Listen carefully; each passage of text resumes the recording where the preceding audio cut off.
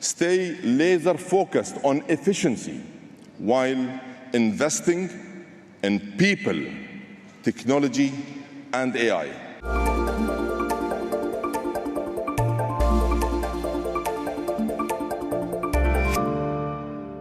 Hello and a very warm welcome to a special edition of Energy Frontiers, brought to you from the biggest energy exhibition and conference in the world. It's ADIPEC 2025.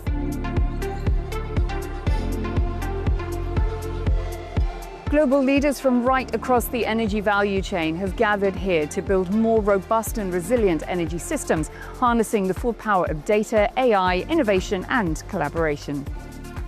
ADIPEC broke records this year, attracting around 240,000 visitors and generating $46 billion in deals, including major upstream and LNG agreements.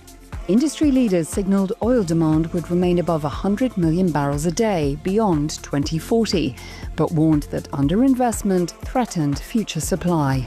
ADNOC CEO Dr. Sultan Al Jaber said investment of more than $4 trillion a year was needed in grids, data centres and infrastructure to meet rising demand. This year's theme, Energy Intelligence Impact, focused on system resilience and the growing role of AI and digital solutions across the energy sector. And Azerbaijan state energy company SOCAR was amongst those highlighting how energy is reshaping exploration and production. I felt like the whole oil and gas industry didn't even scratch the surface as far as it comes to digitalization. So I want to mention 3 projects we launched ourselves. So one is the methane AI platform, Rebecca. Our SOCAR Green segment, they signed agreement with the satellite companies that they monitor SOCAR operated fields and ton of data on emissions get captured there. Second, we launched drone campaign and actually again on offshore our own fields and already captured over hundreds of the fugitive emission projects have been launched and executed and completed. And the third project I want to mention would be a digital twin. So UMID is our gas field. We operate ourselves offshore gas field, and we're right now gearing up to the full field development right now, Rebecca. How is SOCAR balancing production growth with the energy transition? And also, what are your plans for sustaining output from mature fields whilst also exploring new ones? So, SOCAR is not shy that we're supporting oil and gas activities, and our goal there is to enhance our production from our conventional oil and gas field, such as ACG, but at the same time, SOCAR put ambitious targets on itself, achieve near zero methane emission by 2035. We are launching a large number of incremental projects. What those projects do? They add additional production on top of the base, which will stabilize the production plateau. At the same time, we are also looking into infrastructure-led development and production. Case in point is the Karabakh project. It's oil project, we work with BP, but it's infrastructure-led development. You can think about natural consequences. It's going to reduce the capex, we all know that. It's going to help us to bring production early, but the key point to answer your question is carbon footprint. So what happens, Rebecca, is you do not need to put large infrastructure offshore, and what it does, it reduces carbon footprint. Now, switching to the second fold of the strategy is gas development.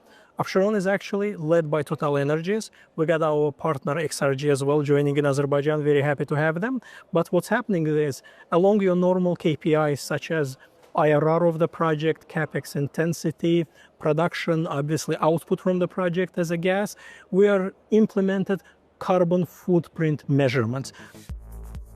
Deals at ADIPEC this year reflected growing UAE-Azerbaijan cooperation, with Dragon Oil's new partnership with SOCAR, BP's transition and upstream talks, plus a planned stake in the Southern Gas Corridor by ADNOC's energy arm XRG. AIQ, the Abu Dhabi company backed by ADNOC and Presight, which develops AI solutions across the energy value chain, spoke to Energy Frontiers about their strategic expansion in the Caspian region and how its technology, designed to slash emissions and boost safety, could benefit Azerbaijan. Ali, when it comes to AI, it's been much discussed, as it should be, here at ADIPEC 2025. How do you believe your solutions are helping energy majors become more efficient and lower their costs across the board?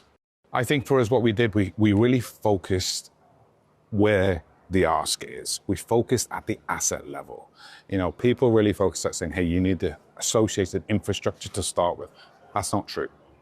You really need to understand at the asset level, where's the problem? If it's on the wellhead, if it's on the rig site, if it's on any associated asset, we'll say, hey, what is that problem? What is the specific use case we're trying to address? How much data is available for us to evaluate that data and build a solution around that as well to drive that optimization. We have 14 solutions to date across the entire value chain itself, right? The upstream, midstream, or downstream.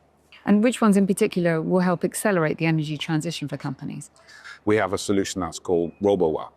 That sits on top of the wellhead itself. That provides asset optimization and stabilization of your well and increases your production. So when you think of saying, hey, we want to drive transition across the energy sector, this is the first of a kind autonomous solution that we've created that now you actually can do it much more sustainable, much more efficient, and without having to send personnel from a HSE point of view. Another solution I highlight as well is another one that's called Smart Eye, which really looks at video analytics around safety of personnel on site. That again drives much more productivity on site to ensure that you're identifying any associated compliance elements from a safety, whether it's a slip and fall, whether it's associated, hey, the individual is going into a no-go zone. It sends these alerts and alarms real time to the command center, so actions are taken even before the event occurs. You have expansion plans from outside of your base here in the UAE. You're eyeing the CIS. Tell me more. We've had quite a few MOUs that we've signed across the CIS region, be it in Kazakhstan or even in Azerbaijan. We've had many conversations with SOCAR itself. You saw the announcements of the investment and stake from XRG in the southern corridor within the Caspian itself. The market there is really ripe for us, and we're expanding our capabilities in it, whether it's Presight, our parent company, or even whether it's AIQ now. We've got a very well-established setup there. That is a great market for us. We're continuing to have conversations. We're continuing to ensure that we can look to deploy our solutions, because the fit for purpose that we've got in terms of our solutions, they're great here, but the environment there is very different. And we've got solutions that actually can be adapted and tweaked to fit those environments as well. Thank you so much for your time. Thank you very much. Well, that wraps up our special edition of Energy Frontiers, brought to you from the biggest energy exhibition and conference in the world, ADIPEC 2025. I'll see you again soon, but for now, goodbye from me and my AI robotic friend.